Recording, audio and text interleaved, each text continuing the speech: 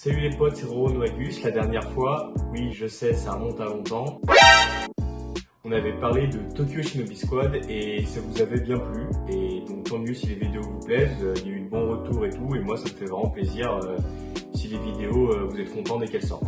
Aujourd'hui on va parler d'un manga qui est assez récent, puisque le premier chapitre est paru en juillet 2020 et actuellement il y a seulement 38 chapitres qui sont sortis. Ce manga c'est Kaiju numéro 8 ou Kaiju number 8, appelez-le comme vous voulez. Et malheureusement, l'auteur va passer un rythme de parution de 2 chapitres par mois, donc un rythme bimensuel, au lieu de 3 ou 4 chapitres par mois comme les autres auteurs, puisqu'il n'arrivait pas à suivre le rythme, il était trop fatigué. Et c'est tout à fait compréhensible quand on voit la cadence et l'emploi du temps de certains auteurs comme Oda par exemple, ou d'autres, qui passent très peu de temps à dormir et qui bossent énormément. On peut comprendre qu'ils soient très fatigués, malades, qu'ils aient besoin de prendre du repos souvent. Je vous mets actuellement à l'écran une image qui est l'emploi du temps d'Eiichiro Oda, donc l'emploi du temps présumé. C'est une photo que j'avais vue sur Twitter. Et donc pour ceux que ça intéresse, je vous laisse mettre pause et regarder les légendes sur la photo.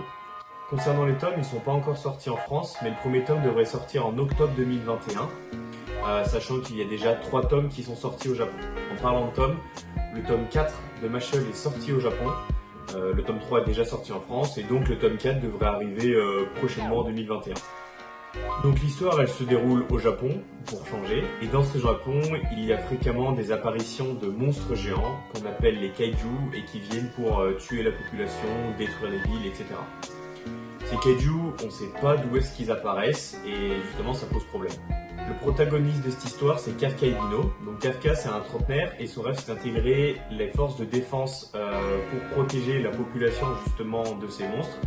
Mais malheureusement, il a raté plusieurs fois le test d'entrée et il se trouve qu'il ne lui reste plus qu'un test vu qu'il commence à se faire un peu vieux pour pouvoir intégrer justement la force de défense. En temps normal, Kafka, son métier c'est de nettoyer les rues des cadavres de kaiju, et un jour au travail, il y a un kaiju qui s'introduit dans son corps et à partir de ce moment-là, Kafka il devient à moitié humain, à moitié kaiju. Donc il va passer le test des forces de défense, cette fois il va réussir et on va donc le voir évoluer dans l'armée avec son pouvoir et ses nouveaux amis qui va se faire en combattant les kaiju. Je m'arrête là, j'ai pas envie de vous spoiler la suite de l'histoire pour ceux qui auraient envie de lire. Donc c'est disponible sur Scantrad vu qu'ils n'ont pas encore eu de licence avec eux, sinon à mon avis vous pourrez le trouver n'importe où sur internet. Ce que je trouve bien dans Kaiju déjà, c'est les kaiju. J'avais adoré le film Pacific Rim où justement il y avait des kaiju qui sortaient d'une faille du fond de l'océan. Et par contre, quand j'en parle à mes amis, je suis le seul qui l'apprécie. Pareil dans ma famille, tout le monde me dit que c'est un navet ou quoi. Moi j'ai adoré.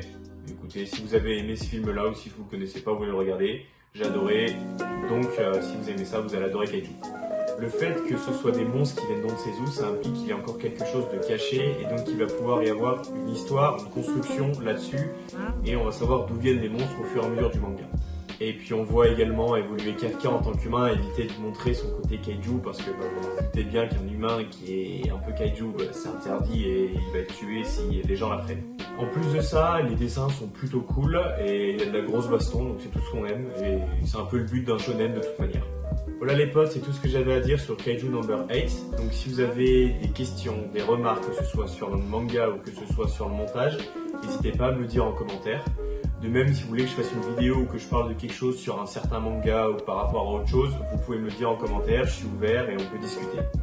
Si la vidéo elle vous a plu, n'hésitez pas à mettre un pouce bleu. Sur ce, on se dit à bientôt pour une nouvelle vidéo. Ciao!